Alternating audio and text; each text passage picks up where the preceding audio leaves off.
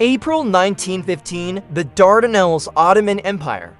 The sea was calm, but every man aboard the Allied ships felt death waiting beyond the shore. World War I had been raging for less than a year, yet already the Western Front was locked in stalemate. Miles of trenches, barbed wire, and machine guns had turned Europe into a graveyard.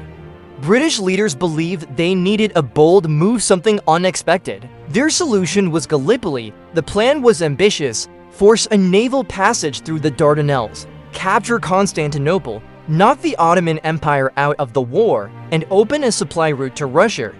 On paper, it looked brilliant. In reality, it would become one of the greatest disasters of World War I. Before dawn on April 25, 1915, Allied soldiers prepared to land on the Gallipoli Peninsula. British, French, Australian, and New Zealand troops, many of them barely trained, waited in cramped boats, gripping rifles with shaking hands.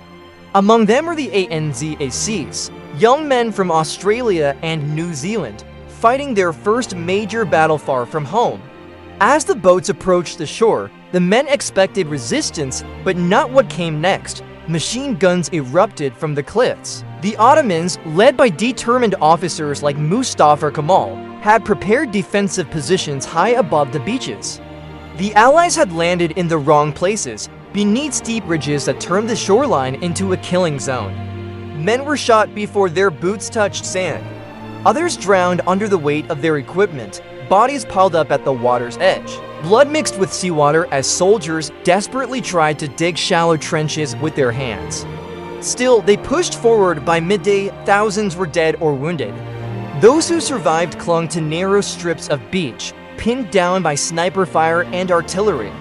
Supplies could barely reach them. The sun burned, flies swarmed, and the wounded cried out endlessly. And yet, orders continued to arrive. Hold your position. Weeks turned into months.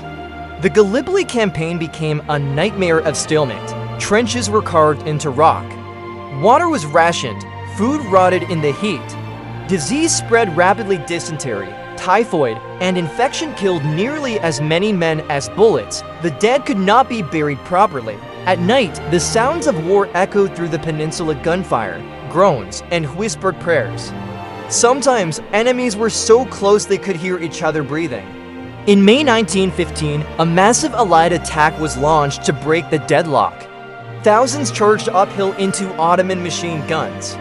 They were cut down in minutes. Entire units disappeared. For the Ottoman defenders, the cost was equally horrific. They fought with limited supplies but unbreakable resolve. Mustafa Kemal famously ordered his men not to attack, but to die buying time for reinforcements. And they did. By summer, Gallipoli had become a place of despair. Heat replaced rain, corpses swelled in shallow graves. Water shortages drove men mad with thirst. Flies covered everything: food, wounds, faces. Letters home became shorter. Hope faded. By December 1915, Allied commanders finally accepted the truth. The campaign had failed. There would be no breakthrough, no victory, only loss. In a final twist of cruel irony, the evacuation plan in secret was the most successful part of the entire operation. Using deception, silent withdrawals, and dummy rifles that fired on their own, the Allies escaped without alerting the Ottomans. Not a single life was lost during the evacuation, but it was too late to matter. More than 500,000 men on both sides had been killed or wounded. Nothing had been gained. Gallipoli changed nothing except the lives it destroyed. For Australia and New Zealand, Gallipoli became a defining national trauma. Anzac Day would be remembered every year not as a victory, but as a symbol of sacrifice. For the Ottoman Empire, Gallipoli became a source of pride and survival.